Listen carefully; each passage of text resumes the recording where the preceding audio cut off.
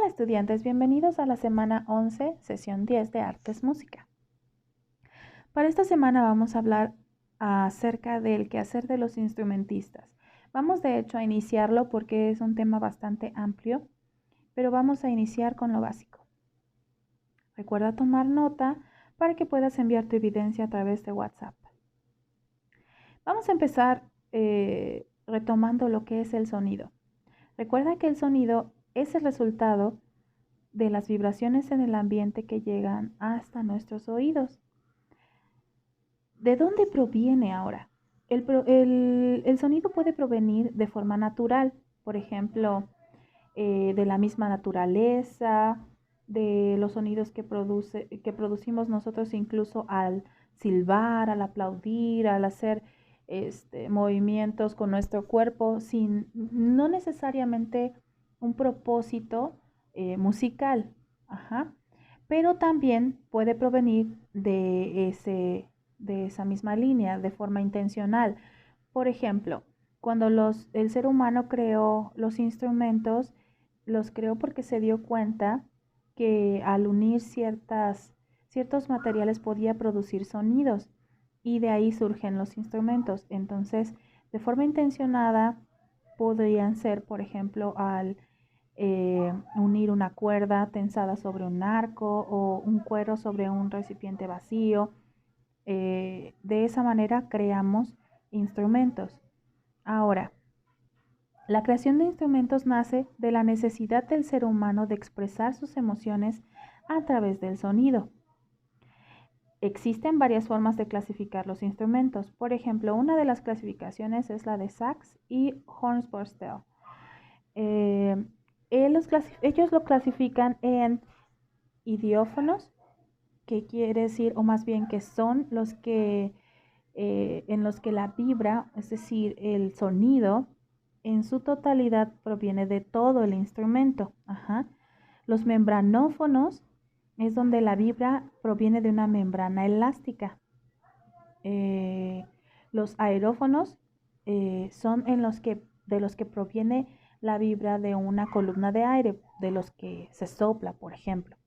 Los cordófonos son aquellos en los que el cuerpo vibrante es una cuerda, como por ejemplo las guitarras y así.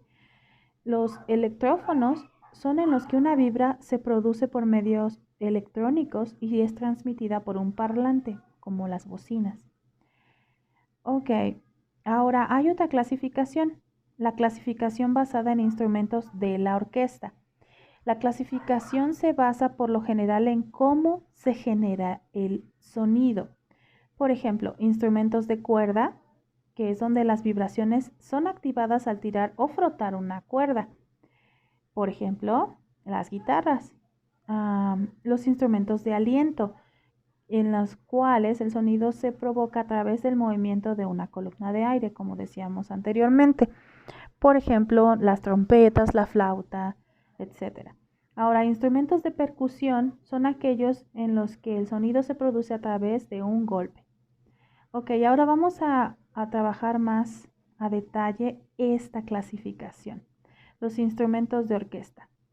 Por ejemplo, aquí ya tenemos la división que es cuerdas, aliento y percusiones, pero dentro de estas también tenemos otras subdivisiones. Por ejemplo, en cuerdas tenemos cuerdas de tipo frotada, pulsada y percutida.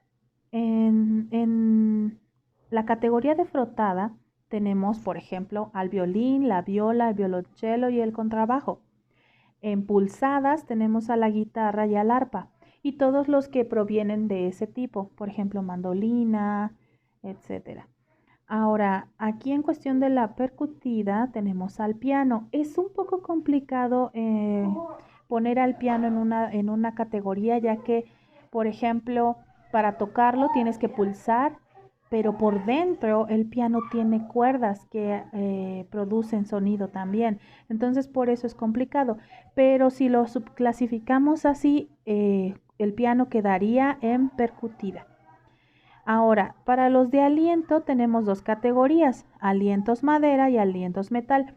Estos se subdividen principalmente por la forma en la que se produce el sonido, pero también por el tipo de material.